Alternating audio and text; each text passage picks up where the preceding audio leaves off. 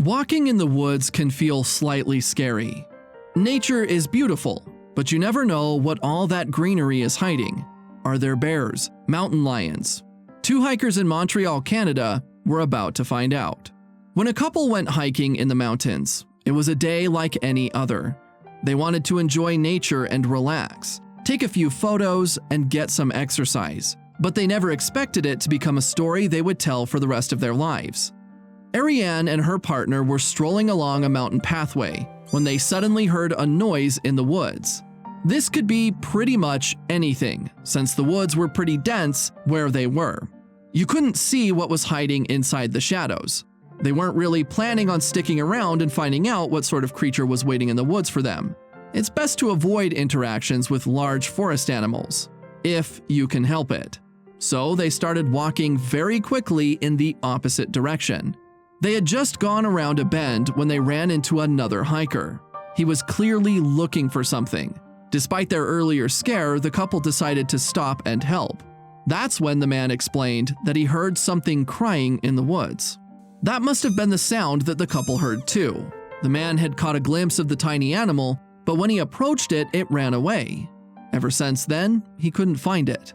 The three humans knew that if they left the area without doing a proper search, they would never be able to live with themselves.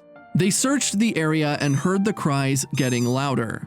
Finally, inside a dark, hollowed-out tree stump, they saw two glowing eyes looking back at them. The animal let out a mewing sound once again, and from the sound of it, it was scared and hiding.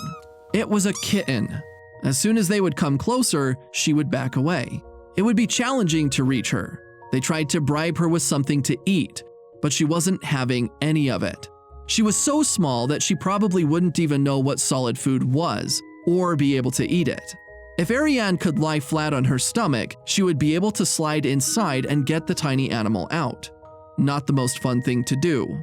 Many other creepy crawlies could also be hiding inside that tree stump, but it was clear that the animal wasn't coming out independently. Ariane went down and reached inside, trying not to think of her surroundings. She focused on the rescue. She could only just manage to reach the tiny furball. Slowly, she picked her up and took her out.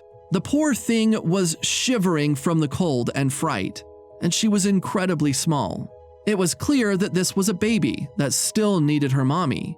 This made them think of something else.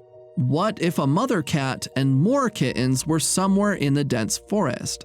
While Ariane and her partner took the kitten to safety, the other man searched for the mother cat and more kittens. He searched for the rest of the day, and even went back the next day, but there was nothing to be found. Somehow, the tiny kitten had gotten there, and she was entirely on her own. Ariane quickly wrapped the tiny baby up inside her jacket, where it could feel warm and start to relax. She wasn't alone anymore. The couple decided to take her home, but they had no idea what awaited them. The kitten wouldn't stop crying. She was probably calling for her missing mother, and possibly some siblings, being hungry and scared. Her world must have seemed like a very dark place. Ariane didn't know much about raising a cat, let alone taking care of a starving, lonely kitten. But she knew that it was essential that the baby would need to start eating. It would be the difference between life or death.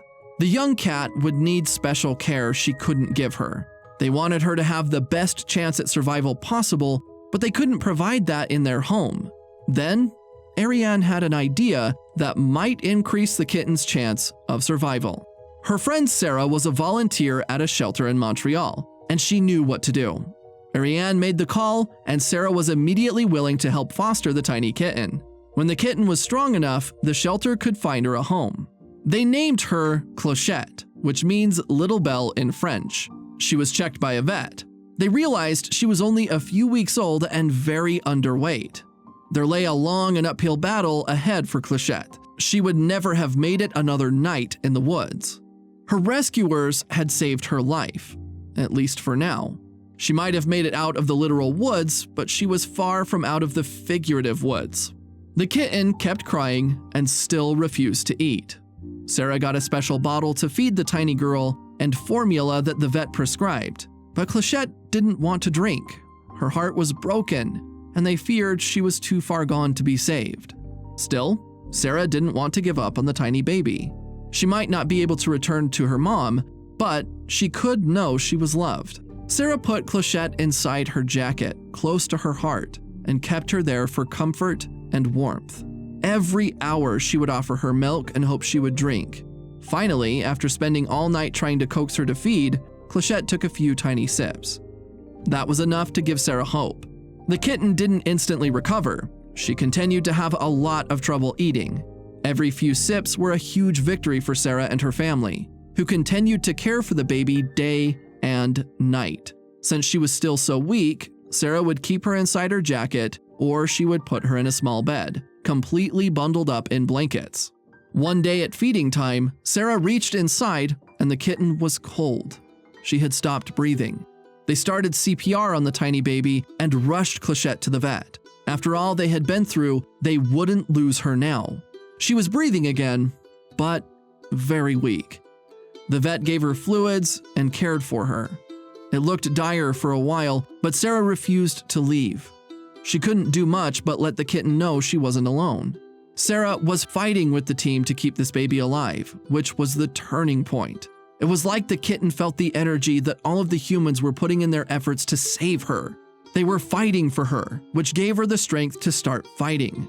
It wasn't long before Clochette could return to her foster home and the people and other animals who loved her. She became stronger and stronger. It didn't happen overnight, but it was clear that she was on the road to recovery. First, she started to explore the world around her, venturing a little further out of her bed each day. Then, she started to come to Sarah when she called. At first, she was just waddling over, unsure of her little legs. But soon, she was running when being called, eating better, getting stronger, and finally, she could play with the other animals in the home. It was great news. Or it should have been. Each time Sarah thought of this beautiful baby going to another home, she felt a pain in her heart.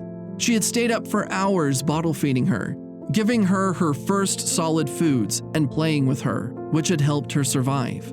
Then, Sarah did the only thing she could do. She phoned the rescue center and told them that Clochette would not be coming to the shelter. In fact, Clochette would stay with Sarah and her family.